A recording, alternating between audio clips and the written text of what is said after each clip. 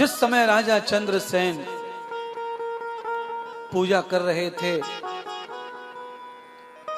उस समय आक्रमण हुआ और आक्रमण के समय उसमें से धरती फाड़ कर शिव निकले और कैसे रक्षा की राजा की, कैसे मार डाला जला डाला दुश्मनों को।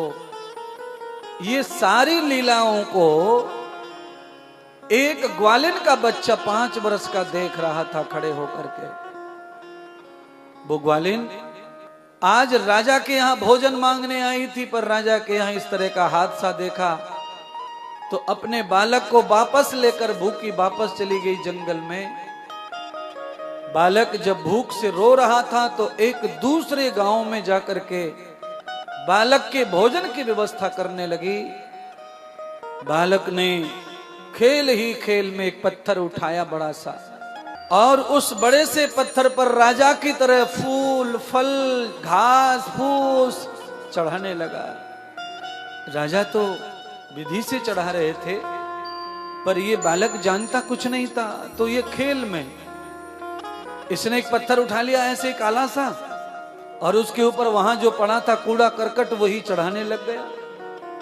पर 5 साल का जो बालक था उस बालक ने एक शब्द याद कर लिया था वहां खड़े खड़े, और वो शब्द है ओम नमः शिवाय, ओम नमः शिवाय। ये उस बालक को याद हो गया था।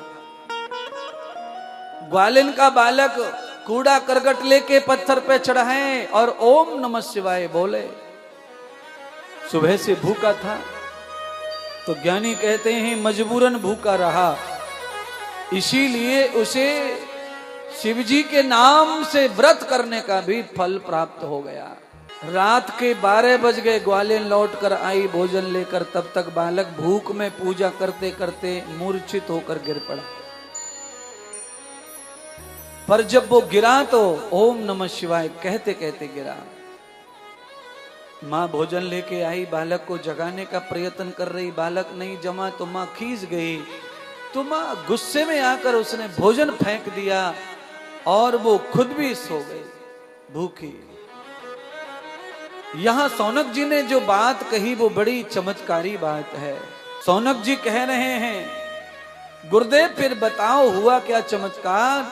तो सूत जी ने फिर कहा चमत्कार यह हुआ कि जहां ये माता और पुत्र दोनों सो रहे थे जंगल में खाली स्थान पर, वहां देखते ही रात्रि में अपने आप सुंदर सुंदर महल और मंदिर का निर्माण हो गया। जब सुबह आंखें खुली ग्वालिन की, देखा चारों ओर सफेद रंग का महल खड़ा हो गया है और उसमें बीच में मंदिर और शिव बैठ गए हैं। स्वयं हनुमान जी साक्षात प्रकट हो गए। बालक ने जब उठकर देखा तो उसने भी महल देखा। क्या है ये? माँ और बच्चा दोनों लीला समझ नहीं पा रहे बंधुओं।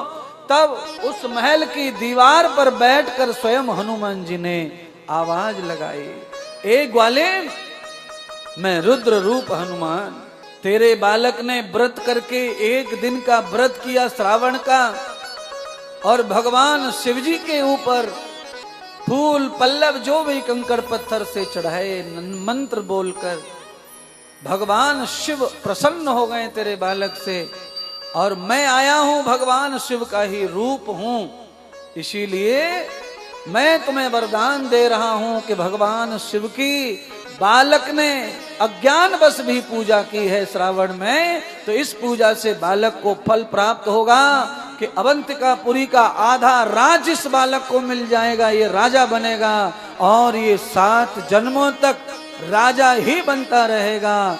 और जब इसके 7 जन्म पूरे हो जाएंगे तब ये वैश्य के घर में अवतार लेकर नंद बाबा का रूप धारण करके गौ सेवक बनेगा। तब इसके घर में मेरे परमात्मा राम कृष्ण बनकर पधारेंगे। ये पूजा का फल प्राप्त हुआ उस वाला को।